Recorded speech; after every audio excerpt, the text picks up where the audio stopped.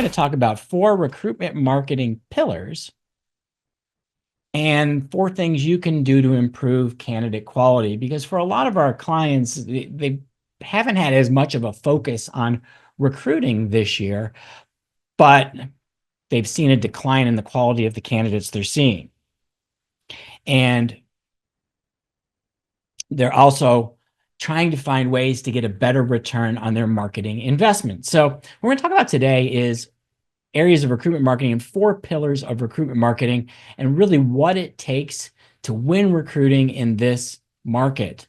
So in a down economy, speed matters a ton, because whoever gets the candidate to the client fastest is going to get the placement. And when there are fewer placements, you got to get your candidates placed. If you go back, just a couple of years ago, every candidate you had that was qualified was going to get placed. Today, that's not going to happen, so speed wins.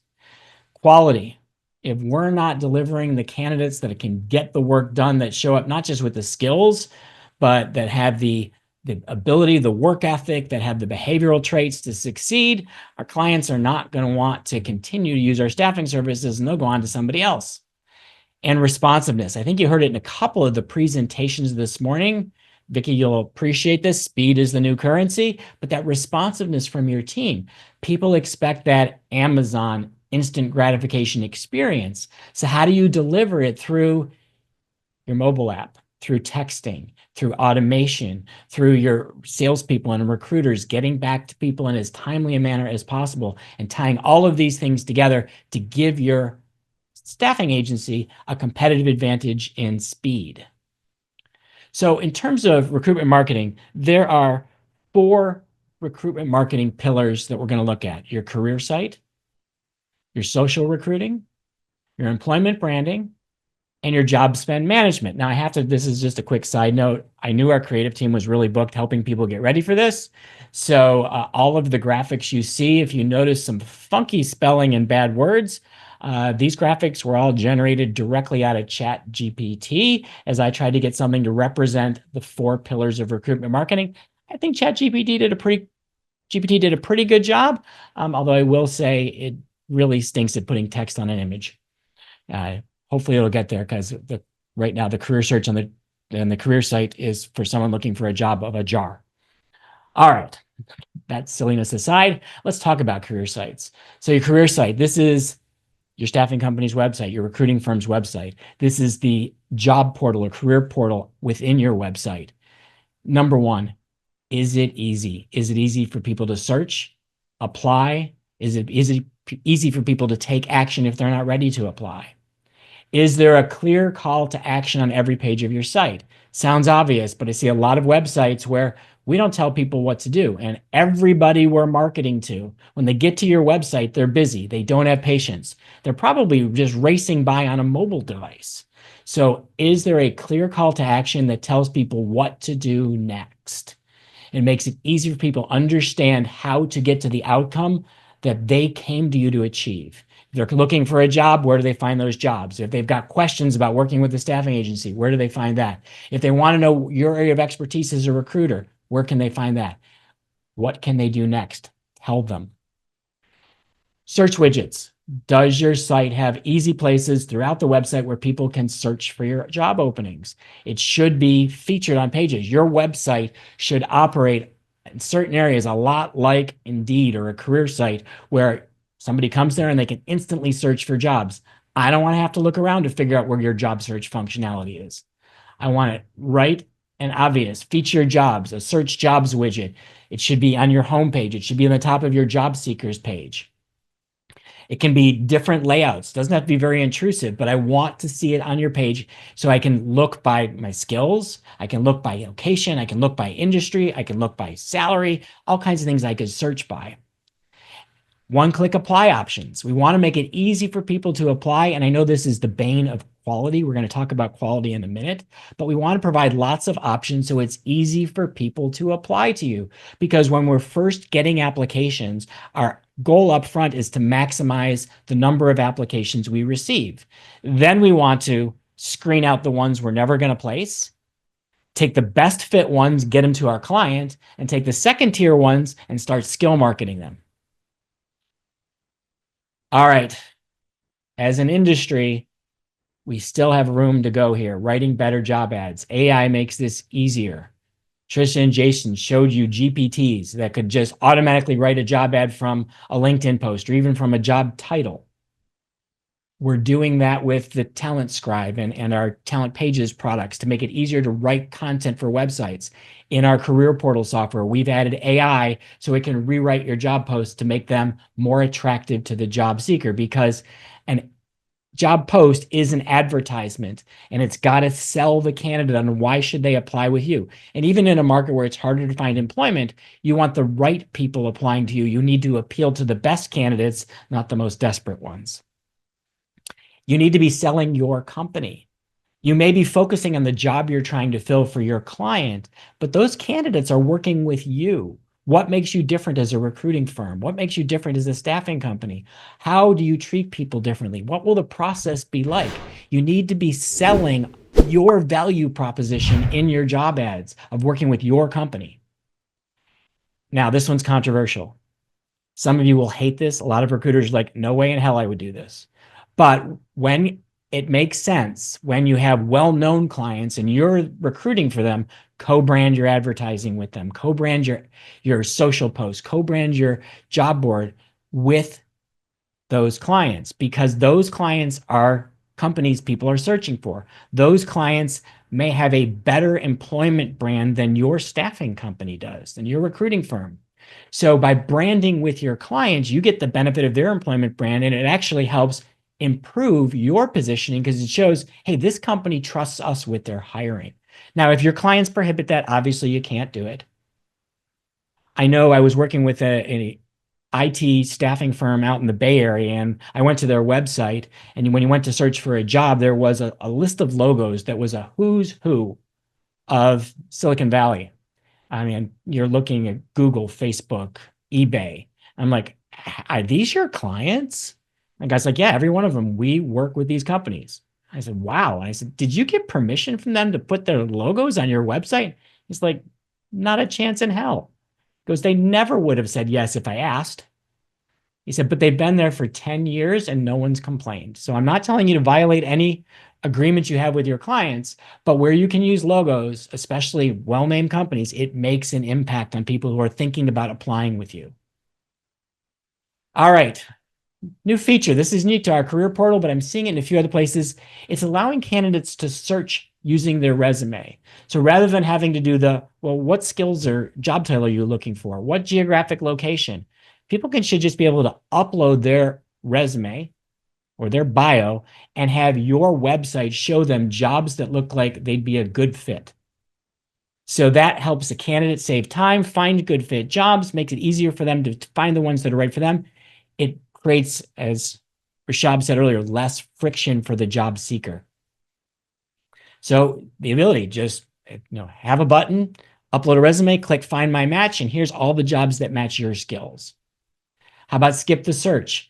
A lot of people who come to your website are not yet ready to apply for the job. That's a big commitment to send you a resume. That means I'm actively agreeing to quit my job. So if I'm employed, that's kind of scary. So maybe there's things I want to do before I send you a resume. Or maybe I'm just busy and I don't want to go find the job that's right for me. I think that's your job. You find the job. So we want to give people other options besides just send me a resume. So one could be, let us find the jobs that are a match. Send us your resume. We'll do the work. Another could be, if you're not ready to apply, here's how you can talk to a recruiter or just opt in for job alerts. Do you see the job that's exactly right for you? Again, it's about giving people choice. So sending in a resume, applying to a job, that's the last mile for people. That's the commitment stage. A lot of people are not ready to make that commitment. So give them something that's easier to do first so they can take the steps towards working with you to find a new job. And particularly if you're doing higher level talent or you're doing full-time recruiting, executive search, candidates are going to want to get to know you before they provide you with a resume to represent them. All right, but this talk is about improving candidate quality. So when it comes to your career site, if you want to maximize the quality you're getting, Well, first, maximize the number of candidates you're getting so you have the biggest pool to filter from, and then qualify. The qualification could be done with automated questions. You can do it on Indeed. You can do it in Haley Marketing's career portal that come up and verify somebody's capabilities to do the job, that ask pre-interview questions, open-ended questions to help you assess the candidate. You can be using automation. Somebody applies, you trigger an automation sequence to ask some questions. It could be via email or via text messaging to do that qualification. But again, maximize what's coming into your company, use technology to help qualify. And we're going to get to the point where AI can also assist with a lot of that qualification as long as you're using tools that are proved to be non-biased. But it's saving your recruiters time, so they're getting great candidates to send to employers, and they're getting other candidates that you can market to generate more sales opportunities. All right, let's move on to our next pillar, social recruiting. How do we use social media to get more response? Number one on social, be human. You're talking to people, have people in your company that think about using social to talk to people. Be very helpful. Social media is not about pitching yourself. I know anybody who does social, you're like, David, this is one-on-one stuff. Yeah, it is. But we still see lots of companies where it's, here's a job opening, here's a job opening, here's a job opening, here's a job opening. And that's the entirety of their social sharing. Show how you help people. Make your candidates that you placed the hero of your social media. Build an employment brand for your organization, but even better, build brands for your individual recruiters, because ultimately the candidates are working with your recruiters and they want to see that your recruiters are real human beings that care about the candidates you place. Use the right platforms. Depending on the kind of recruiting you do, your candidates are going to be in different places. They're not all going to be on LinkedIn. They're not all going to be on TikTok. They're not all going to be on Instagram. Depends on who you place. It also doesn't mean you have to be everywhere. So think about what your ideal candidate profile looks like, where they're most likely to hang out, and get really good with using that social platform. Or if it is multiple social platforms, then look at your recruiters and say, okay, which recruiters are really our LinkedIn experts? Which recruiters are our Instagram specialists? And start dividing the work amongst team members who have the appropriate skills to reach candidates that would be on that platform. Again, don't always go for the sell. They don't have to apply to a job from social media. Maybe if you're doing direct response PPC advertising on social, sure, you could promote jobs and ask for resumes. But mostly you're building brands. You're creating visibility. You're getting people to want to follow you. You're sharing good information. And then you're driving people to your website where they can take action. With social media, if you want to improve quality, you want to make sure your ideal candidates see themselves in your brand. And what I mean by that is when they look at your social posts, when they go to your website, the pictures they see should not be everything and everybody. And we see that very often as staffing firms and recruiting firms want to appeal to anybody from any background, any skill discipline. And so they create very generic social and very generic web images. But you want your ideal candidates. They look at your social and like, I like these guys. I want to work with someone like this. I like the people. I like the kinds of companies they work with. I like how they treat candidates. I like how they help people get ahead in their careers. I like how they help families. Whatever it is that your real brand is about and your ideal candidates are about, you want your social media to convey that. Employment branding. Okay, we're taking social media and now we're bringing it beyond just social. What do you want to be known for? What is your value proposition? So I think Vicki may have said this in our opening session this morning.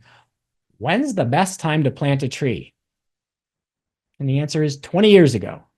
When's the second best time to plant a tree? Today.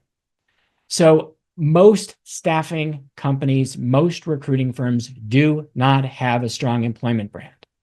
As individual companies, the vast majority of the 25,000 staffing companies in the United States don't have their own brand as employers.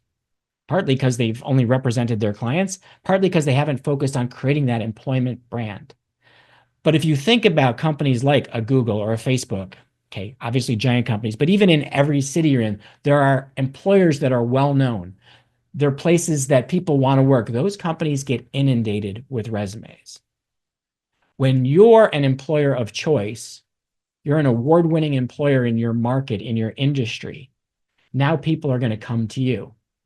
And so you can't make that happen overnight, but you want to start planting those trees now to build a forest that becomes your employment brand so that 6 months, 12 months from now, you don't need to spend much on job advertising. Why? Because the right candidates are coming to you. And building your forest isn't just about social media. It's online and in your community. Where can you be visible? Where do you show up where your candidates will see you? It could be community service. It could be professional organizations. It could be boards you serve on.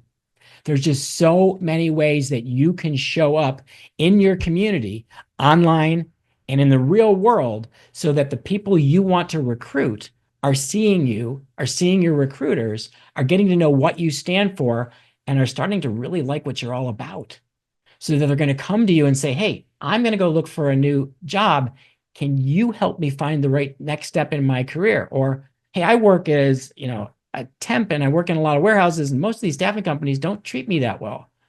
You seem to really care about people. I want to work for a company that's going to help me make a little more money and cares about what you're going to do for me and my family. And it is okay not to be everything to everyone. And that's a mistake that I see a lot of small businesses make, is they try to paint a bullseye on the target of their ideal customer or their ideal candidate that's too big. And when you try to be a lot of things to a lot of different people, you become very vanilla. You don't stand out. You're not known for anything. People don't remember you. So you want to know, how do we want to be seen? Again, what does our ideal candidate look like? What would make us a go-to employer for those kinds of individuals? And how do we integrate that into everything we're doing online and in the real world, wherever we show up? And then you heard it from Dan Mori, you heard it in other presentations, be more focused, specific roles, industries, problems you solve, type of people you place. The more focused you are, the easier it is to build a brand. The more broadly you define your areas of expertise, your specialties, the harder it is to stand out. Now, if you're a business that has lots of different service lines or practice areas or specialties, then create them as their own niche markets for employment branding. Assign a recruiter who specializes in that area, or a team especially in that area, to build your brand in that niche market, so that you can, to the candidates in there, be seen as a specialist, be seen as someone, again, who helps people that are like them. This is where your company mission and values matter a lot. This is where, if you like Simon Sinek, he says, start with why. But people want to be represented by companies they think are a good representation of them, that will treat them well, that will put their best interests first. Everything you're doing online and in the real world, where candidates are going to see it, has to show off why you're going to be that kind of an employer. And reviews matter. Building reviews has to be a proactive process for every executive recruiter and every staffing company. Why? Because if you're doing your job, the majority of people you interview, you're not going to place. You're going to disqualify them. And they're going to go to all the review sites and say how horrible you are because you didn't place them. So you have to be out in front of that. You have to be taking the people who have had a good service experience, getting feedback right away, getting them to leave reviews. The staffing agencies, the recruiting firms in an industry or a geographic market that get the most 4- and 5-star reviews tend to win. And showcase that brand, your name, your logo, your colors, the style of imagery you want to use. Be showcasing that in everything you do, so you have that continuity of how you show up. So if you want better candidates from your employment brand, be a better employer, and then be more visible in your market. That will attract the best talent. Job advertising. All right. This one I did get from Matt before he left. Job ad costs have gone up 40% so far this year. You feel it. We can't afford to burn cash. So we need to use better techniques for managing spend. Automation platforms can control your ad spend better than humans. So if you're asking your recruiters to take care of placing all your ads by themselves on Indeed, you're almost undoubtedly spending too much on your job advertising. The best mix is when you have automations plus humans who really know how to manage job ads. That becomes unbeatable. And what we're seeing is that the cost of advertising can drop by 17% within 3 months, and 33% within 6. More jobs that are open will get qualified candidates. More placements will be made. All of that comes with job advertising management.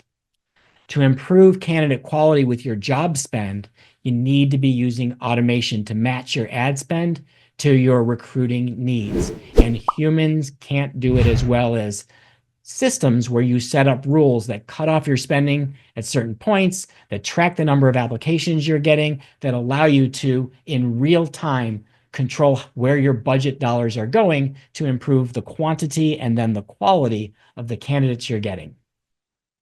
All right, before I wrap up, I do have a bonus pillar for you. We've talked about automation. I've talked about it in this presentation. We had one on sales funnel automation. It's been a topic in several Smart Ideas talks today, but we really need to look at automation platforms, Sense, Bullhorn automation platforms inside your ATS to help do things like reducing no-call, no-show, automating follow-ups to make sure that candidate's going to show up, to extend assignments, to check that the employer wants the extension, that the candidate wants the extension, to make sure we can keep people working as long as possible, to reactivate candidates at scale so that we can go through and clean up the data in our ATSs and go through those tens of thousands or hundreds of thousands of names that are in there that are no longer really viable candidates because we don't have accurate information, get it updated, see who we can represent now. To increase referrals, the people you've worked with in the past, whether you placed them or not, they may be a referral source for the future. And when you don't place people, still work on nurturing relationships with them, because only one person can get the job, but you can continue to maintain relationships and try to help those other individuals get placed. So if you want to improve your automation, our bonus content here is you can download our Smart Automation Checklist. There's a QR code if you want to take a picture. You can also go to haleymarketing.com/smart automation, and you will get a whole bunch of ideas to help you improve your recruitment and sales automation.